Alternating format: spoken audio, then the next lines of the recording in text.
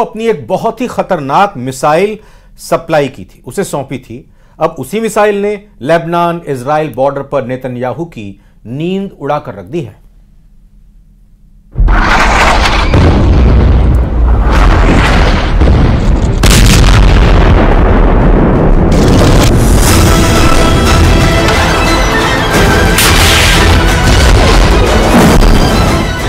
Israel Lebanon border पर दागी गई एंटी टैंक मिसाइल। पहला फायर, टारगेट खत्म। दूसरा फायर, टारगेट खत्म। अक्टूबर 2023 से अप्रैल 2024 तक इजराइल और हिजबुल्लाह के बीच इस तरह की लड़ाई अब बड़ी सर्जिकल स्ट्राइक का रूप ले रही है। हिजबुल्लाह बार बार इजराइल पर हमला कर रहा है। एक बार फिर देखिए, पहले 2 हमलों में कौन से टारगेट को किस तरह खत्म किया गया।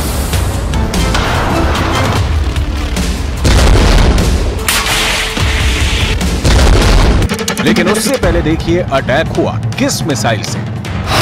ये है अलमास मिसाइल जो ईरान ने बनाई और फिर हिजबुल्लाह को सप्लाई की है। अलमास का मतलब होता है डायमंड, यानी हिजबुल्लाह इजराइल पर डायमंड वाला अटैक कर रहा है। आप इसे इजराइल हिजबुल्लाह की लड़ाई में ईरान की एंट्री भी कह सकते हैं। अलमास मिसाइल का कनेक्शन इजराइल की स्पाइक मिसाइल से है। 2006 में हुए इजराइल और हिजबुल्लाह के युद्ध में इजराइल की स्पाइक मिसाइल हिजबुल्लाह के हाथ लग गई थी। उसके बाद ये मिसाइल ईरान तक पहुंची और ईरान ने तैयार कर ली स्पाइक की हूबहू नकल। अब हिजबुल्लाह इसी मिसाइल से इजराइल पर ताबड़तोड़ हमले कर रहा है।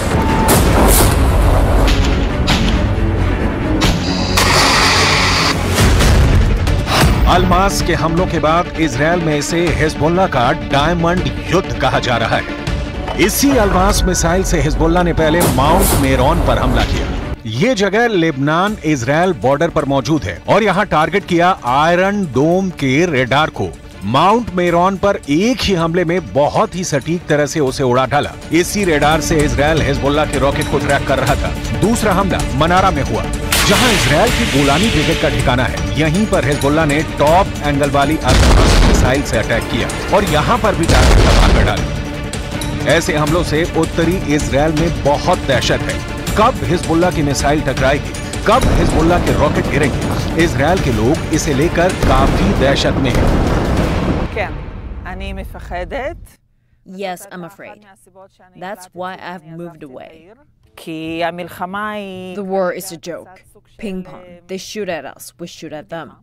But it must finish at some point. My feeling is that diplomacy will not help unless they develop some kind of superpower. And after some serious fighting, much more serious.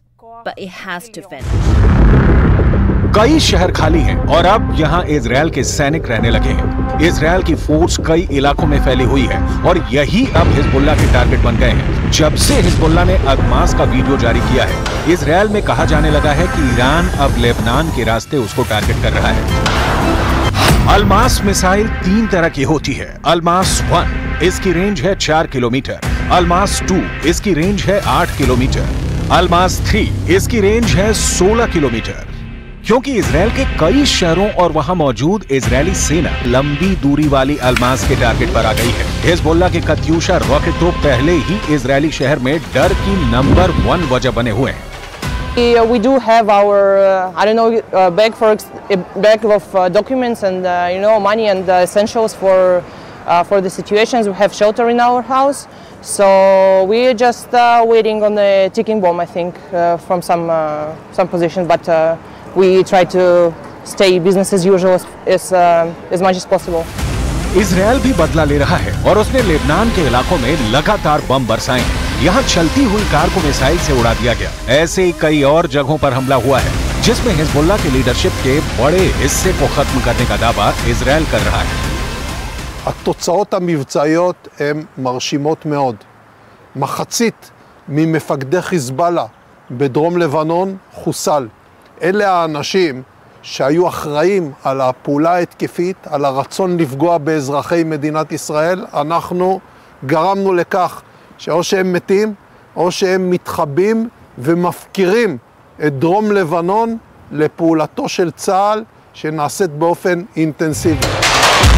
2006 में Hezbollah और Israel के बीच 34 दिन तक युद्ध चला था। तब Israel के 121 सैनिकों को मिलाकर 160 लोग मारे गए थे, जबकि हिजबुल्लाह के 250 लड़ाके समेत लेबनान के 1200 लोगों की मौत हुई थी। हम अपनी वीडियो लाइब्रेरी से 17 वर्ष पहले लड़े गए इस युद्ध की तस्वीरें निकाल कर लाए हैं, ताकि इस बात का अंदाजा लगाया जा सके कि इजराइल फिर से लेबनान का वही हाल कर सकता है जो वो इस बार गाजा में कर रहा है। इस वक्त इजराइल लेबनान बॉर्डर के करीब कई इलाके खाली हो चुके हैं। लेबनान में बॉर्डर के आसपास 60 किलोमीटर के दायरे में 30,000 की आबादी अपना घर छोड़कर जा चुकी है, लेकिन दहशत इजराइल में भी है। हाइफा जैसे शहर में भी डर पसरा हुआ है। I'm a little bit concerned because it is an unusual situation. It's the first time that we are in this kind of threat, and I'm a little bit worried. It doesn't concern me, but we are getting prepared because we have 3 kids.